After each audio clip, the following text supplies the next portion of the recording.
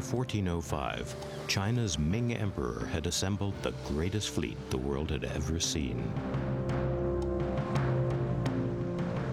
With more than 300 junks, some of them the biggest wooden ships ever built, and a combined crew of 28,000, the mighty Starfleet was to embark on 7 epic voyages.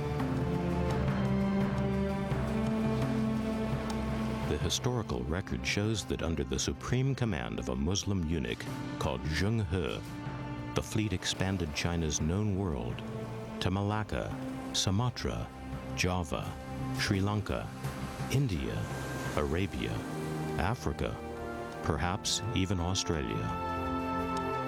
But after 30 years of extraordinary achievement, there was a dramatic reversal of policy. Jealous Confucian courtiers forced the empire to abandon its forward naval policy. Zheng He was forgotten, his fleet laid up, and many of his maps, logs, and records destroyed. This historical vacuum has fueled ideas that there might be a missing chapter in the story of the Ming fleet.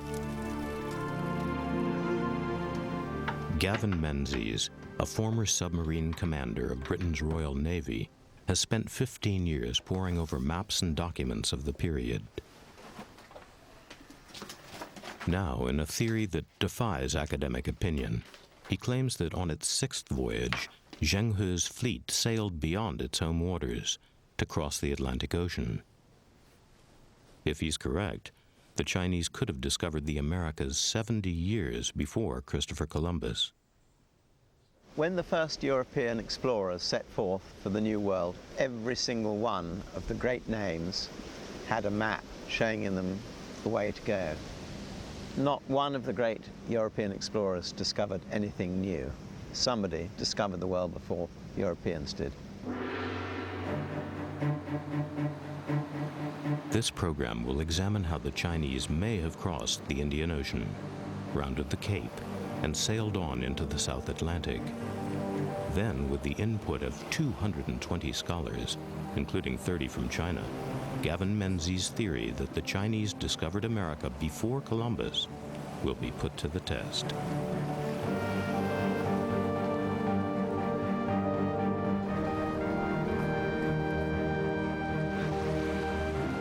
Menzies' new theory of history starts in the year 1421, in the bustling Indian port of Calicut.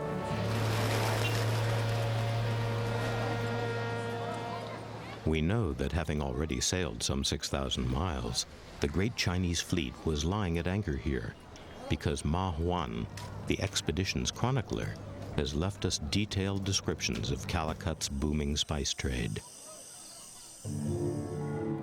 The inhabitants of this mountainous countryside have established spice gardens.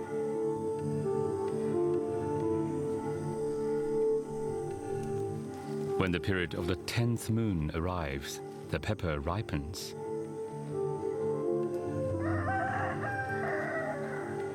It is collected, dry in the sun, then they wait for foreign merchants to come to buy.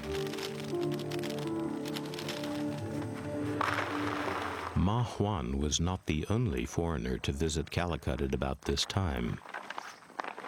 In these districts, they grow ginger, called in the language of the country, beledi, or gebeli, or neli.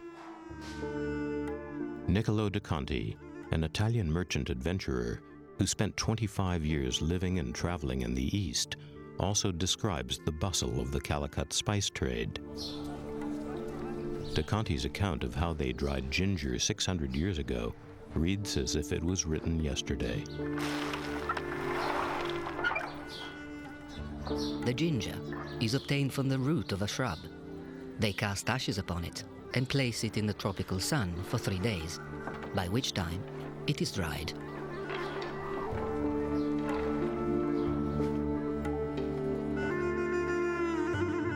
De Conti's story of his time in the Indian port of Calicut is important to Gavin Menzies' theory.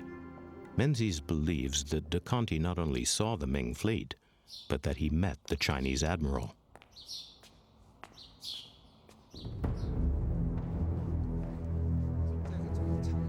Menzies points to a statue of Zheng He and his admirals, recently found in China.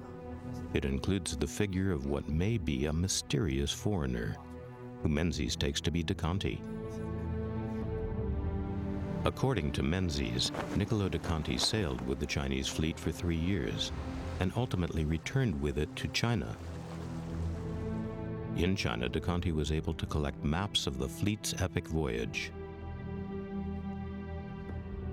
Niccolo de Conti boards the Chinese fleet. Now, he then is with the fleet in about the year 1420, which crossed the Indian Ocean non-stop and rounded the Cape of Good Hope.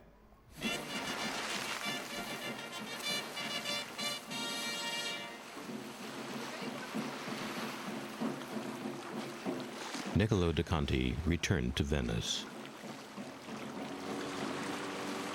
At that time, Venice was glorious and self-confident, the most important maritime state in the Mediterranean.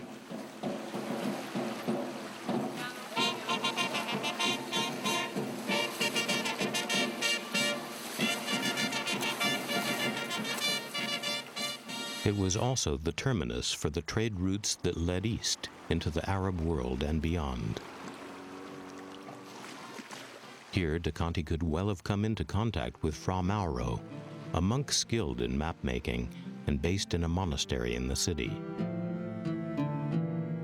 Fra Mauro made a point of questioning merchants like de Conti, who passed through the city and provided him with a steady diet of travelers' tales and hard geographical information brought from beyond the margins of the known world.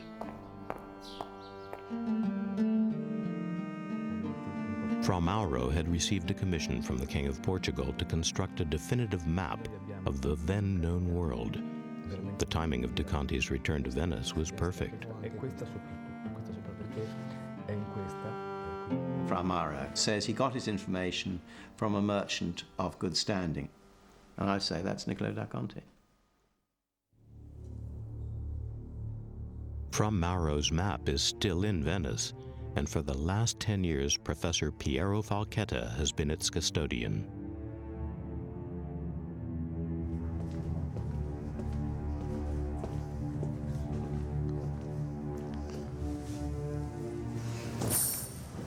Well, this is the map. This is the Mediterranean Sea. And the Mediterranean Sea is upside down because the map is upside down. This is Africa, so that's the bottom of Africa. And there is a very interesting inscription saying that around 1420, an Oriental junk coming possibly from China navigated through the Indian Ocean towards the islands of men and women, offshore of the Cape of Diab, in between the Green Island and the darkness, for 40 days. Gavin Menzies has no doubt what the Green Island means. Fra Mauro then says that ship or junk from India reached the Islas Verdes. Well, 40 days at 4.8 knots, which was the average speed of the Chinese fleet, would have taken them to the Cape Verde Islands. So I say Islas Verdes equals Cape Verde Islands.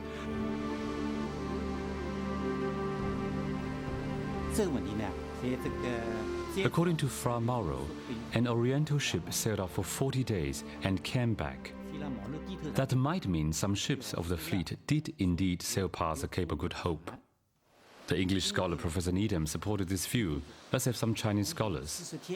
Now, Gavin Menzies have drawn much wider-reaching conclusions.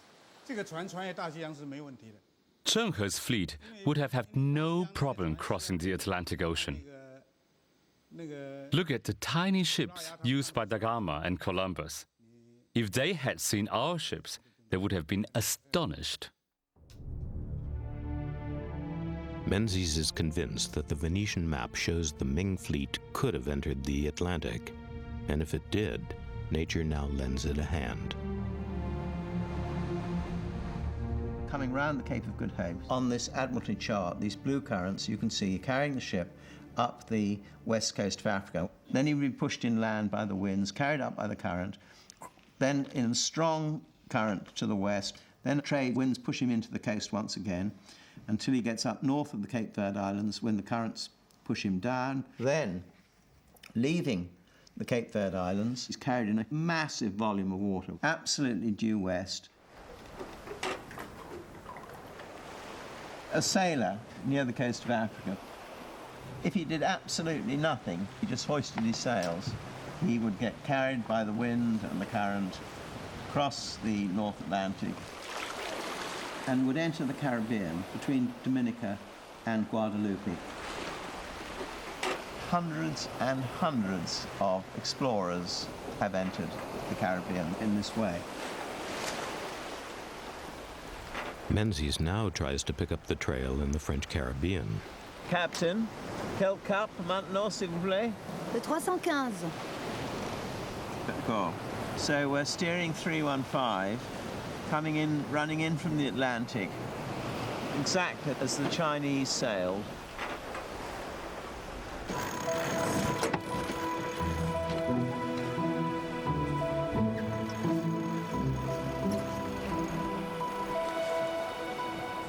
Menzies believes this map, drawn in 1424, is a breakthrough for his theory. Known as the Pitsagano chart, it seems to show islands across the Atlantic 3/4 of a century before Columbus ever sailed there. Menzies believes only the Chinese could have charted the islands, which he believes he can identify. The person who drew the 1424 Pitsagano chart drew Les Saintes exactly as he would have seen them from sea level, more or less this time of the day. On the Pitsagano chart, he's drawn this red island, and he's drawn 3 bays. And that's exactly what you can see. There's the first bay, the second bay, with the tall mountain in the back, and there's the third bay there. Couldn't have been drawn better. We're now exactly in the channel opposite the middle of the 3 bays.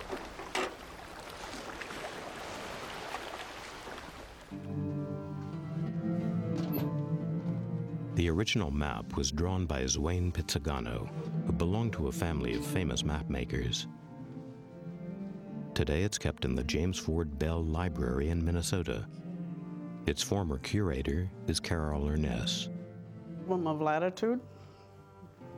What we have seen here is a shift to the west. It represents a change from the enclosed Mediterranean to this open ocean, like a highway to the west. And we see for the first time the island of Antillia and some of these other islands. This is 1424, a long time ago. Now there are people, for very good reasons, who feel these are legendary islands. However, I believe the islands are real. Now Gavin has come up with a new theory about this. He was working from the names, he was working from the shape of the island, and I think he's got a very good case. Menzies has studied the words on the old chart. 2 of them, Khan and Umana, seem to indicate a volcano and an eruption.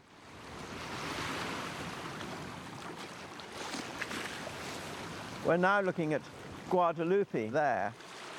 If you compare Pitsagano's chart with what's there today, here in yellow is what was drawn on the 1424 chart, Con Imana, that means volcano erupts there. And on the modern chart, where Pitsagano has drawn it in exactly the same position, there are 2 volcanoes, Soufriere and L'Echelle.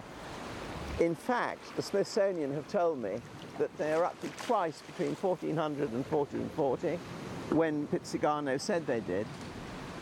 The island shown on the 1424 chart is in fact Guadeloupe. The volcanoes, the streams, the bays, ties up absolutely with the 1424 chart. And there it is, all laid out in front of you. By now, Menzies believes the fleet had divided itself.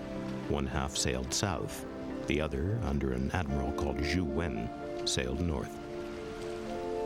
We carried through the Caribbean, northeast past Dominica and Haiti, northeast past Cuba, up past Andros and Bimini.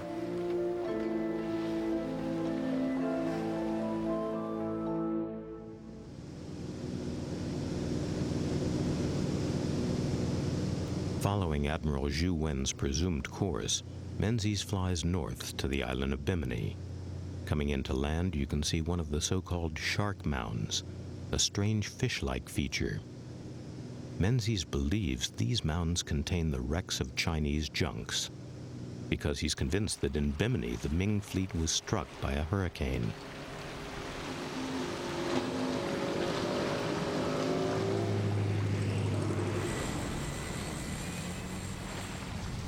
We too were caught in the middle of a tropical storm as we approached the reef.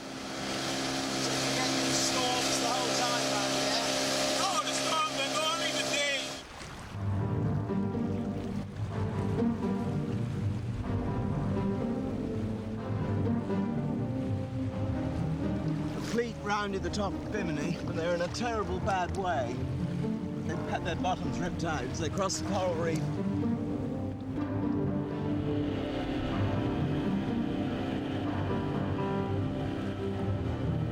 Seven of the great junks were deposited on what was then a sandbank. They've been covered by sand, and they're now called the shark mounds. 500 foot long, the same length as the great junks. They are the graves of ships. The Chinese fleet got carried by the hurricane and dumped where we are now. He had a smashed fleet. He had to repair his ships, and he had to get his men off. The ships that were all right, he had to get them off this island. This is the sort of weather he had all those years ago, the poor devil. Another 100 knots of wind. Down there, Doug, is it reasonably clear? After the eye of the storm had passed, Menzies took us to the curious underwater rock formation known round the world as the Bimini Road.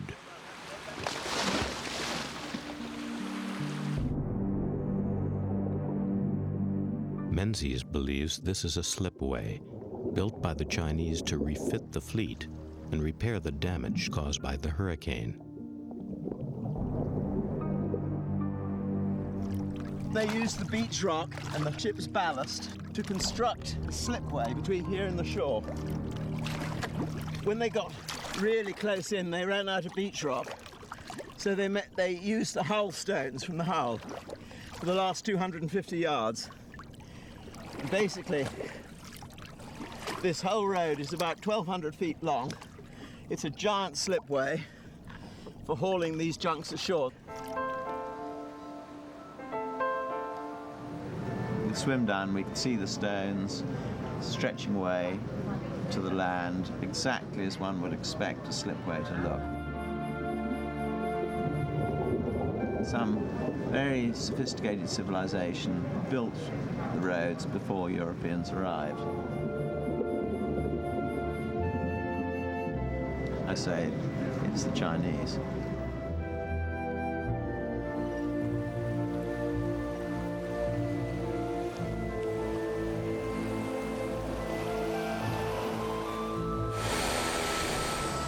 Seaworthy once more, according to Menzies, the fleet was ready to weigh anchor.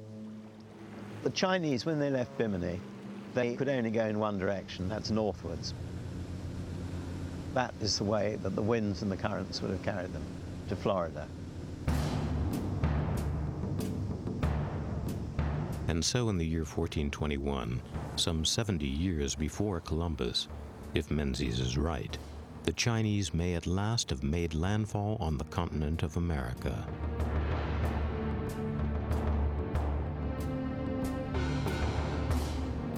He cites as evidence a research paper co-authored by 11 geneticists, one of whom was Gabriel Novick's. The paper says that Native American DNA is closer to Chinese than European or African DNA, and that this genetic mixing could have happened 10 or 12,000 years ago, when people migrated across the Bering Straits, which is a fairly recent occurrence in DNA terms. Now, this is Professor Novick's research, the close similarity between the Chinese and the Native Americans suggests recent gene flow formation. All of the places where Chinese DNA has been found by Novick, European explorers found Chinese people. Giovanni da Verrazzano, the first European to reach what is now New York. He says he met Chinese people. Simple as that. In some ways, they are alike to the people of the East, and especially to them of the outermost parts of China.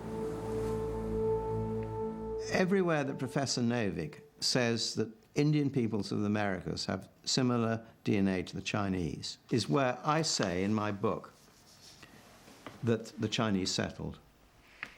100% of the places I say they settled, we've got DNA evidence. Just unnerving. Menzies believes there are other clues that the Chinese reached America. He's convinced they built observatories along the route they sailed.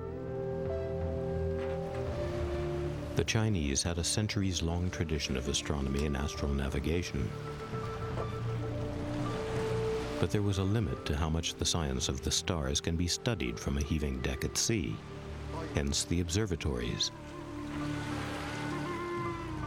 Menzies has identified a possible 28 around the world. He believes the Newport Tower on Rhode Island is one of them. Can you see through both of the windows? Yeah, You good? can. Yeah, let me do a shot of it. Can you let me get right up in front of the astrolabe? The exact date and purpose of this tower are disputed. Over the years, it may have served multiple uses. Tower anyway. You want to double check it? Professor Bill Penhallow has spent years studying the tower. He was happy to test Menzies' theory that the tower could have been used to solve the greatest puzzle of medieval astronomers: longitude. So the line at the top is true north and south, and we have our plumb bob down like so, and so those two lines define a local meridian. Menzies argues that if one observer in Beijing and another here at the tower were to record which star was directly overhead at a precise moment, they could work out how far they were from each other, and thus calculate longitude.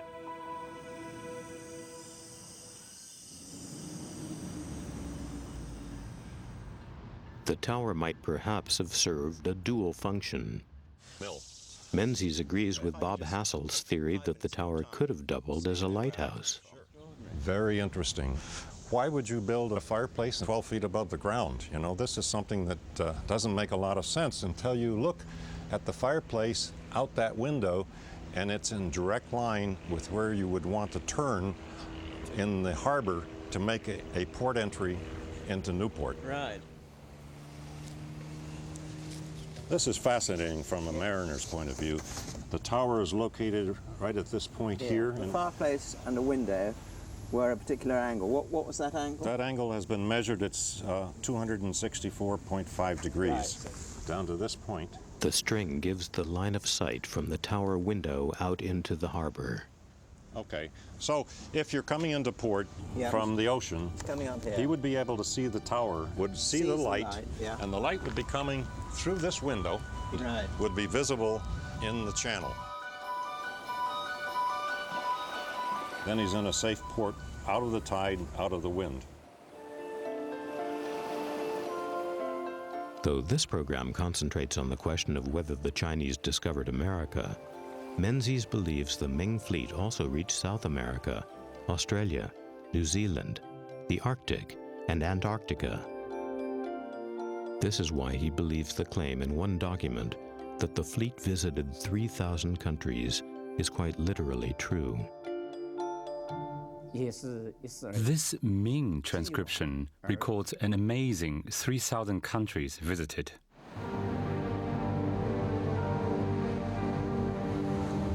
If Menzies is right, history will have to be rewritten. And China's mighty Ming fleet will take the place of Columbus in the Age of Discovery.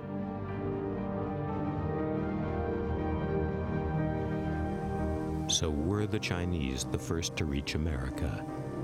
Let us return to the Indian port of Calicut and the beginning of Gavin Menzies' revolutionary theory.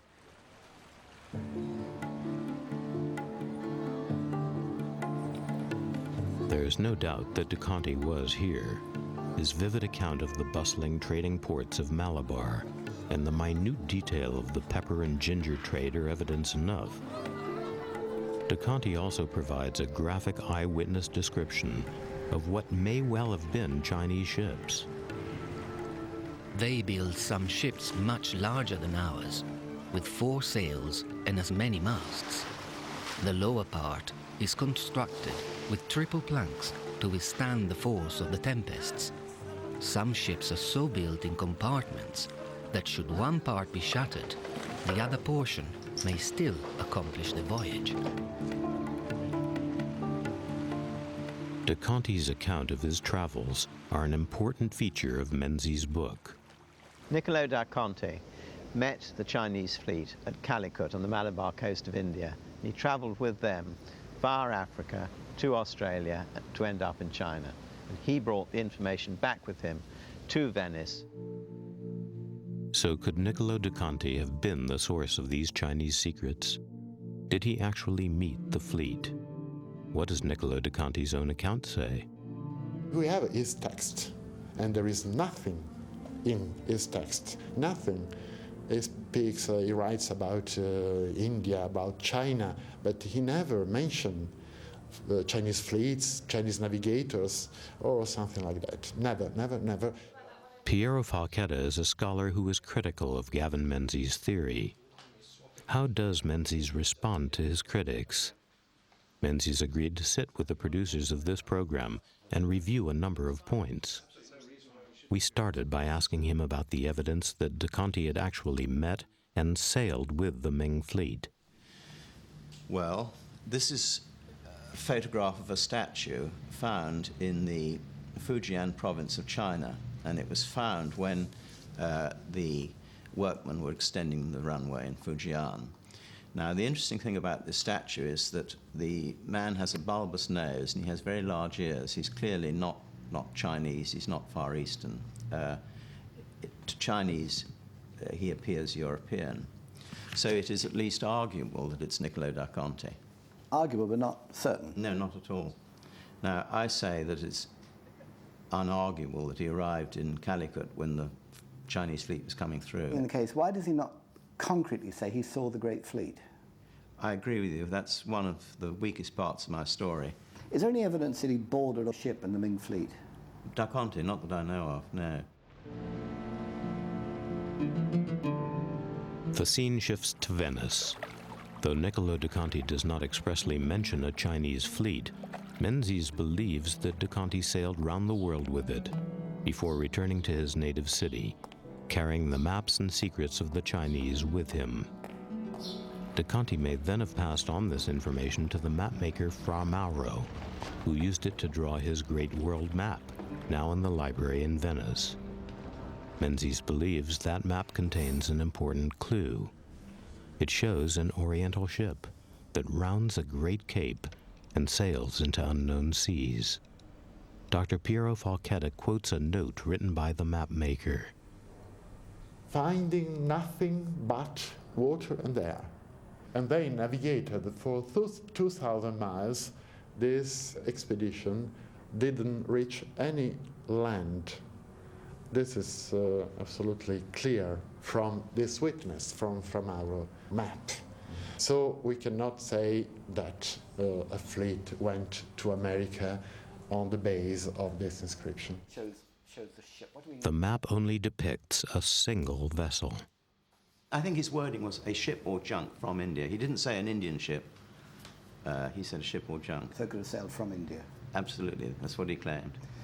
But it's a single ship rather than a great fleet. It is. I accept that. A fleet. No. In Fra Mauro there is nothing we can presume about a fleet navigating in the Indian Ocean. He says one ship, one junk. There is nothing explicit about a fleet navigating there.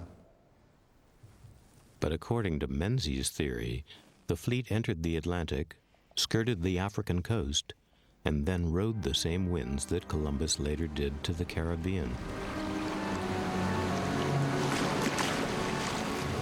There it is, right ahead. A mariner will be carried by the wind and the current due west. He will enter between, exactly where we are now, between Guadeloupe and Dominica. Which you can see right there, Sucrier and L'Echelle. Menzies believes that the Atlantic chart drawn in 1424 was based on information from the Chinese. According to Menzies, Satanazes, the blue island, is Guadeloupe, and the red island named Antigua is Puerto Rico. Professor Carol Ernest, who has studied the 1424 map, is impressed by Menzies' identification, but she sees some problems. The idea that this information comes from a Chinese voyage is a little tricky, a little difficult, because we don't have the Chinese map. The names on the islands are not Chinese. Menzies acknowledges some problems with the map. They're not drawn correctly relative to each other, and I can only assume that the cartographer, Pizzigano, who took them off, and what I say is the Chinese chart, quite simply made a mistake. He transposed them wrongly. Luciano da Silva, a Portuguese museum curator, has researched the old chart and compared it to the maps in Menzies' book. Now, let's take a look. The island of Antigua appears on the nautical chart of 1424 in red and in the vertical position. Mr. Menzies, what does he do? He turns that island that is in the vertical position, he turns it horizontally in order to compare it with Puerto Rico. You should never do a thing like that. You cannot alter anything that appears on the original map. The original map says that the island of Antigua is vertical. You should make a comparison only with vertical, not with horizontal position. So this is a no-no. Mr. Menzies, what does he do further? The island of Satanazes that appears in blue and with all these deep bays with inclination towards Europe, Mr. Menzies turns the island upside down. This is a modern nautical chart, and it has the features of the nautical chart. And this, in Gavin Menzies' view, is Antigua, Puerto Rico, and this is Santanzas, or Guadalupe, in the modern map. The islands on the old map appeared to have swapped positions. Yeah, there's a flip. I don't want to get into this. There's a flip they're turned to, and I just... Oh, sorry, I see. Sorry, that's a confusion. Yeah, there's some confusion, yeah. Menzies believes there is other compelling evidence that enables him to identify the mysterious island. The words Khan and Umana appear on the map. Menzies says these are medieval Portuguese words which he translates as volcano erupts here. And since there was a volcanic eruption in Guadeloupe about 600 years ago, he argues that the Blue Island must be Guadeloupe. We showed Gavin Menzies an email from an eminent Portuguese medieval linguist who says the translation of Khan and Umana is wrong.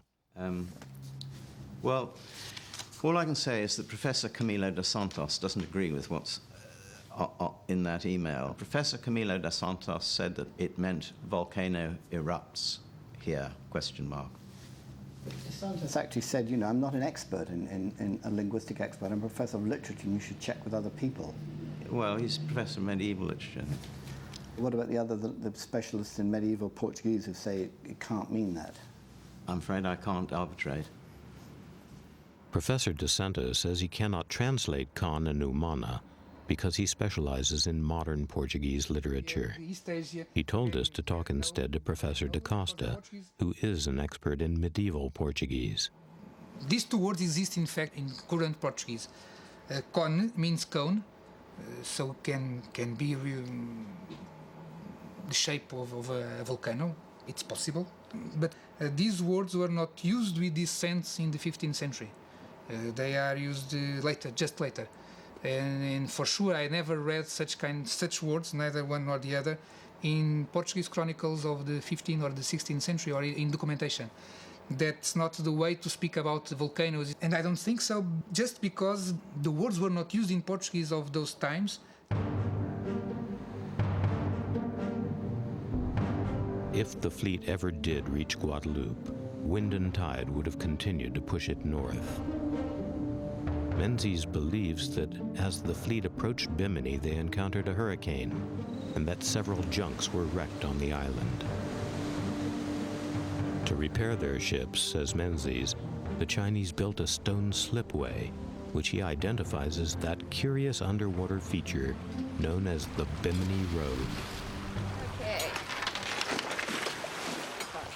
John Gifford, a professor of marine geology and archaeology, was commissioned by National Geographic to investigate the mystery of the Bimini Road.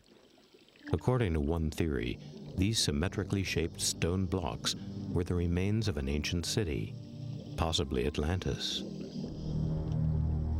I have to admit, the first time I dove on this in early 1970, I thought myself that it looked very definitely artificial. If it was Atlantis, actually, it would have been, in many ways, much more interesting. We looked very hard specifically for archaeological evidence. We found no archaeological evidence whatsoever. We found lots and lots of evidence about the geological origin of these stones. And, you know, when you're faced with a large mound of evidence that points towards geological origin and a zero evidence that points towards the archaeology, there's not much you can do about it. In my opinion, they're made by nature. They, in fact, represent a beach rock deposit, technically what's called a paleo shoreline. There are various artifacts have been found on the road which are man-made. There are man-made cement building blocks, a great number of them. And I say that they are to keep the ballast of the junks in position. They are exactly the right size for that. They're built in Chinese measurements. They're tongued and grooved. They fit into each other. Nobody can possibly argue that they're natural. They're no longer there, and I can't study pieces of rock that may have come from China but are no longer there. I don't budge a millimeter from my overall argument because a lot of the Bimini stones, more than 1,000 tons of them, were actually taken from Bimini to Florida, and they were used in the ship channel in Port Lauderdale, and they're still there today. You can go and have a look at them. And we have married up markings on those stones, which in my submission can only mean they were left by Chinese ships. Do have any Chinese scholars authenticated these markings, show that they were Chinese, Ming era Chinese stones? No. A stonemason is trying to fathom out what they were. I accept that I haven't got Chinese experts' views on whether those markings are Chinese or not.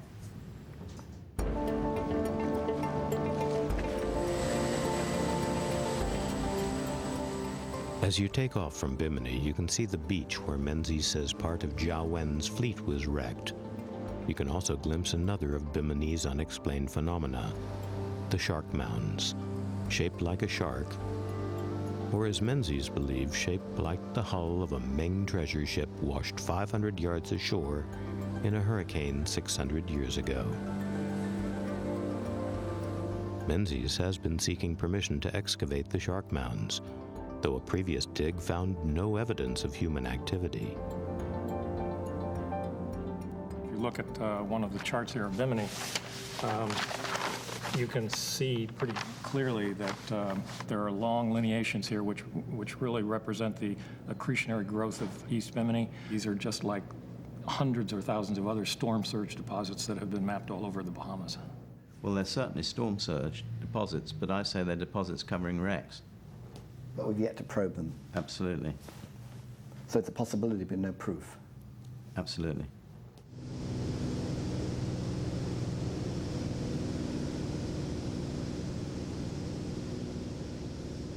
As Menzies approaches the American mainland, he knows that it only takes one piece of concrete evidence to confound his critics. Steady out, steady out. There we go. Let's get windy. We return to Newport, Rhode Island, and to the controversial Newport Tower. Menzies believes the Chinese built it to serve a dual purpose: half lighthouse, half observatory. You have to have patience, and you have to have a night that's clear.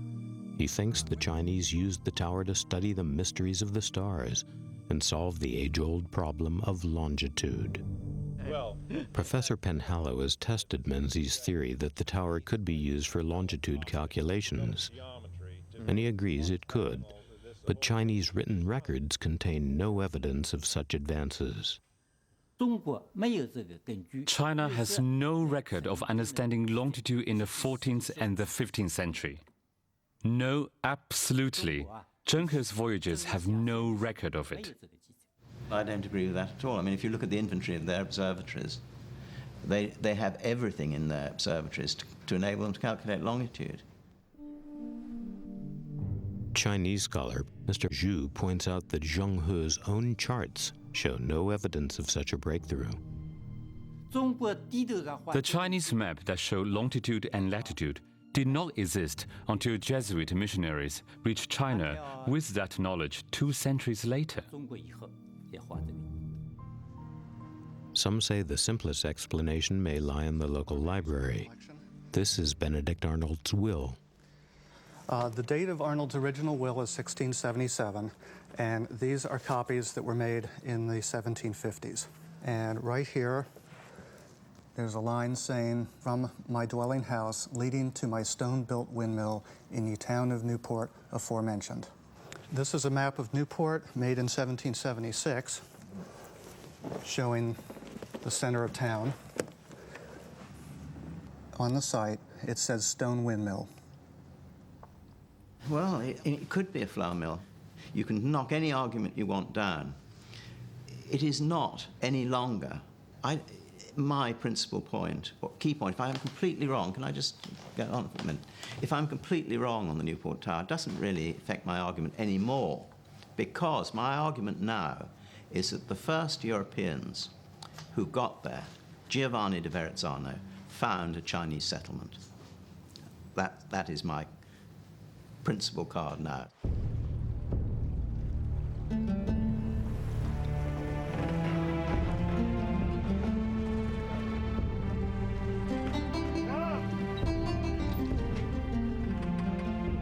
Giovanni da Verrazzano is one of a number of European explorers who, according to Menzies, encountered Chinese people when they landed in the New World.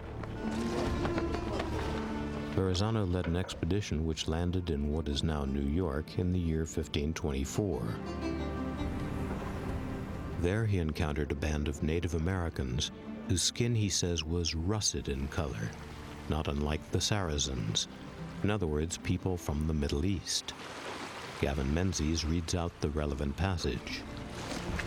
So this is John de Verrazzano to the King of France. He says, "For we saw many of them not strong of body, yet sharp-witted, nimble, and exceeding great runners, as far as we could learn by experience.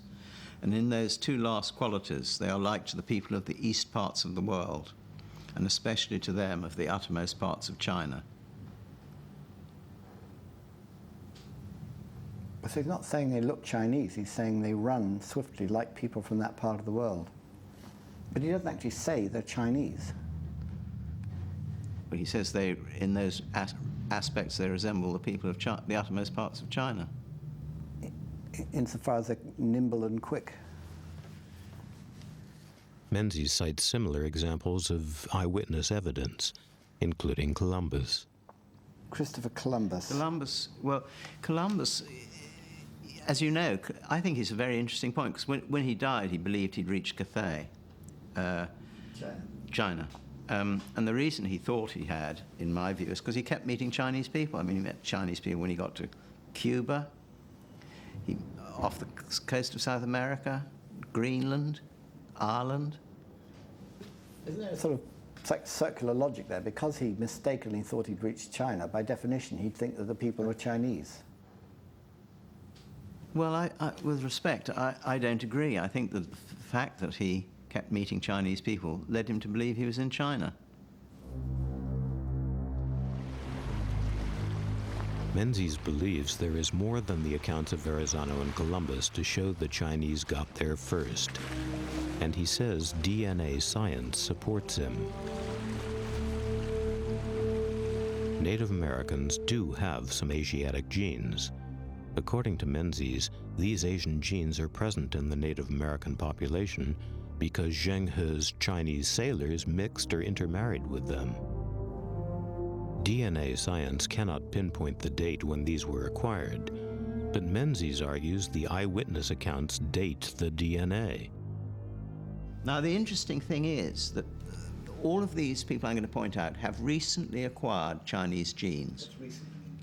Exactly, none of us know. What is recent? That's the $100 million question. People of Greenland, people of the Aleutians, the people of Yucatan Peninsula, the Incas. Now, if you look at some of those peoples, they're trees, DNA trees. The people of the Aleutians, the people of Greenland, the people of the Yucatan Peninsula, and the people of Peru, they are so close to Chinese genes, you might almost say they're Chinese. I agree that you can't date it 20 generations, 30 generations, or whatever. But I can show in every single place, those fleets settled, that people today have Chinese or Japanese or Mongolian genes. So I can't, at the moment, be proved wrong. Now, when they find a way of dating DNA, they might say, I'm wrong. But at the moment, nobody can date it. According to Menzies, the Ming fleet did not stop with the discovery of America. So it takes a bit. He says the Chinese were also the first to circumnavigate the world. This here. Menzies cites one document which does state that the Chinese fleet visited no less than 3,000 lands.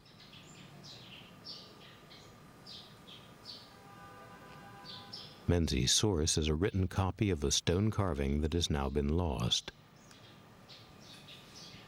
Mr. Wu is a calligrapher who has copied the words of the lost inscription many times. The fleet set sail from Taichung, visited Vietnam, Cambodia, Thailand, Calicut, and Hormuz, etc. Altogether, it says 3,000 countries.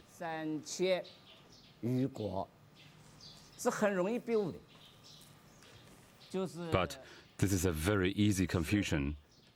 This is how you write 10, and the character for 1,000 has an extra stroke on top. The two characters are very similar, so easy to confuse. Wu has compared this with one other carved stele which has survived from the 15th century. Erected by Zheng He himself, it clearly states 3 times 10, therefore not 3,000, but 30 lands. Well, I don't think 30 makes any sense at all. If it was merely 30, it would show fairly restricted voyages by not that many ships. It just wouldn't make sense. Because they clearly, by their own history, they got to a hell of a lot more countries than 30. So the stone stele are wrong, or? I just don't know enough about the stone stele. I wouldn't really like to comment. The discovery of a Chinese tombstone has brought other facts to light. In his book, Menzies names the eunuch Zhao Wen as the admiral responsible for the exploration of the North American East Coast. Menzies says Zhou Wen went to America. Now, Zhou Wen was an officer from Taichung. We have his tombstone. He did go on the voyages with Zheng He, but on his tombstone it says clearly that he was called back early in the middle of the journey. It says that he was recalled halfway through his journey in 1421. And the source for this is Mr. Wu, who discovered the tombstone, is now curator at the museum, and is backed up by 3 other scholars, who, by the way, are not hostile to your central thesis. Okay, well, I'll accept what they say. But if Zhou Wen wasn't sailing up America to Greenland and the Arctic, I mean, who was? His deputy. Do we know who that was? No. But somebody was in charge. Fleets don't float around on their own. And it doesn't worry that it wasn't Zhou Wen? Not terribly.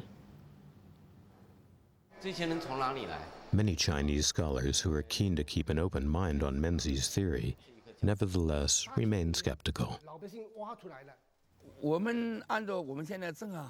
Where did the fleet go? Chinese records do not say it went beyond Cape of Good Hope, so I cannot claim otherwise. Zheng He's fleets were far superior to Columbus or Magellan, but we knew nothing about America. We did not even know the world was round. Chinese scholars have not looked into what is really there. They have accepted the mistranslation to say, oh, well, it's all too difficult. You know, we can't get records, and there aren't any records, and that's absolute nonsense. We have 3 eyewitness accounts, 2 stone stelae and the charts.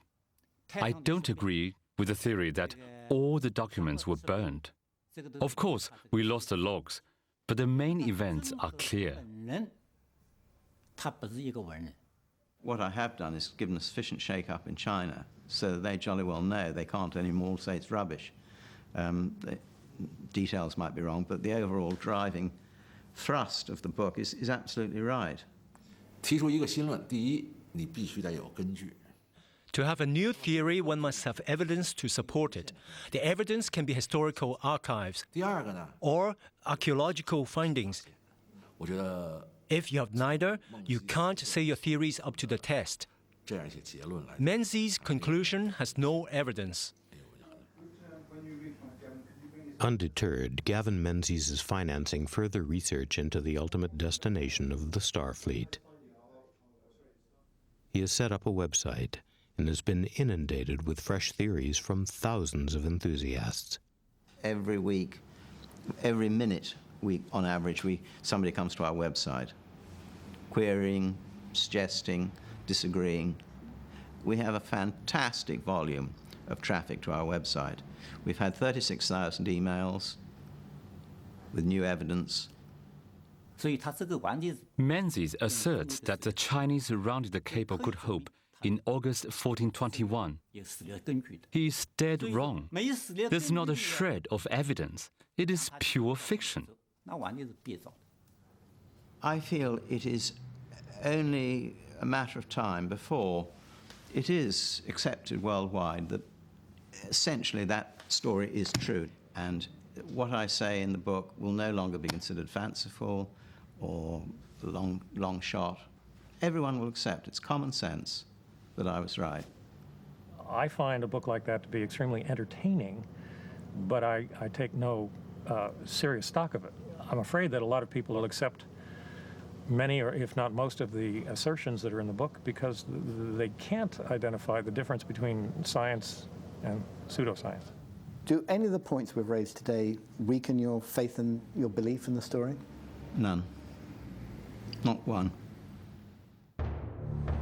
While controversy and speculation continue to whirl around the voyages of Zheng He and the Starfleet, one mystery does remain. It is the mystery that started Menzies off on his original quest. 70 years before Columbus, somebody seems to have mapped islands on the far side of the Atlantic. Was it the Chinese? If not, who was it? For the meantime, everyone does at least agree on how the story ends. Over the course of 30 years, the Ming fleet had sailed on 7 great voyages. At first, these exploits met with massive approval from the emperor and the people. The wealth and influence generated ensured the emperor's prestige. But the courtiers and officials who had advised against these adventures could only look on with growing disapproval. The list of tribute was received by the protocol official who read out aloud to the emperor. Mother of pearl, sea mirror, rhino horn, ivory, unique southern incense, southern steppes grass, sea dates, crane incense.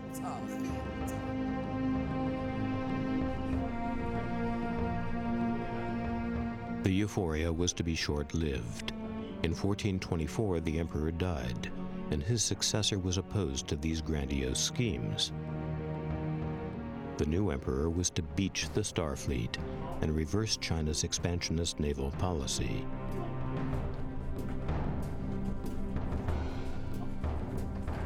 And so China turned its back on the world. To prevent any backsliding, the logbooks of the great expeditions were burned. The great Admiral Zheng He was sidelined, his work undone. Whether or not he or his fleets ever saw the Atlantic Ocean or the hidden world that lay beyond it, his known achievements already dwarfed those of most others. As for China, for almost half a millennium it abandoned the sea and turned in on itself. It is only now in recent years that China has begun to re-engage with the world it might once have dominated, and Admiral Zheng He has become a national hero once more.